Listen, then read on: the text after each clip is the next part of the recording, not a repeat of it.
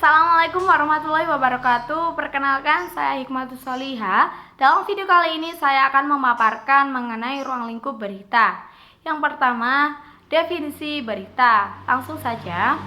Berita merupakan suatu fakta, ide atau opini yang akurat dan menarik, serta dianggap penting bagi pembaca, penonton, atau pendengar berita.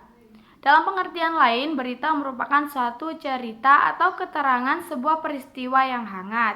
Jadi dapat disimpulkan bahwa berita merupakan suatu kejadian atau peristiwa yang baru saja terjadi. Adapun ciri-ciri berita, yang pertama adalah faktual, yaitu berita tersebut fakta dan benar-benar terjadi, dapat dibuktikan kebenarannya. Dan yang kedua, aktual. Aktual artinya berita tersebut baru terjadi atau terkini. Jadi berita yang diinformasikan adalah berita terkini.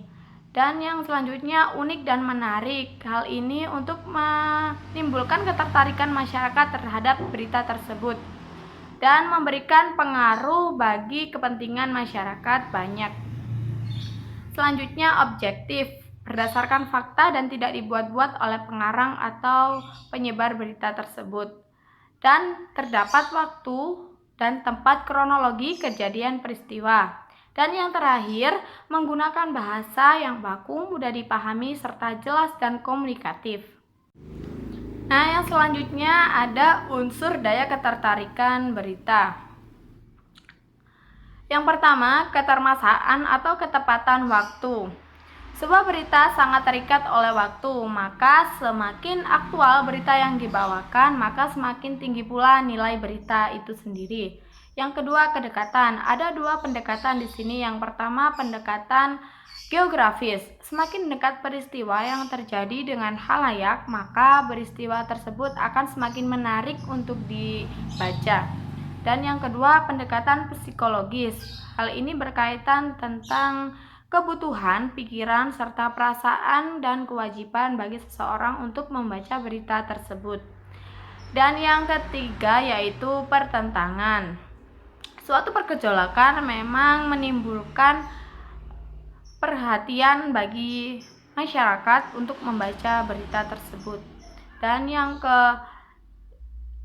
keempat yaitu keunggulan dan keutamaan. Peristiwa yang sederhana jika di dalamnya terdapat orang-orang penting bisa merubah menjadi sesuatu yang layak menjadi berita.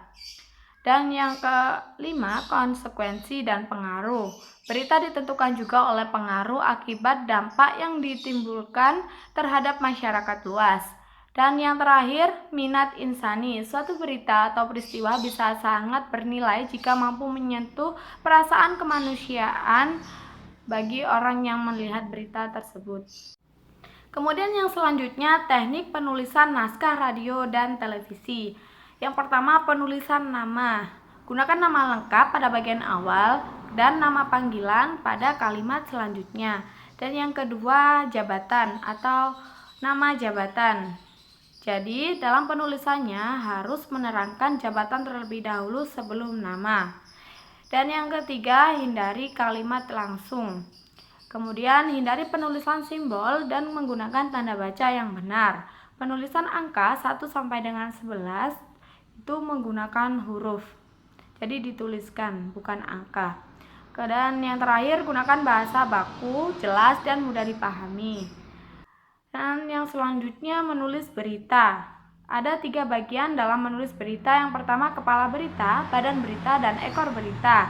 Pada bagian kepala berita harus berisi unsur-unsur utama berita berdasarkan 5W1H yang mencakup apa, siapa, kapan, dan di mana.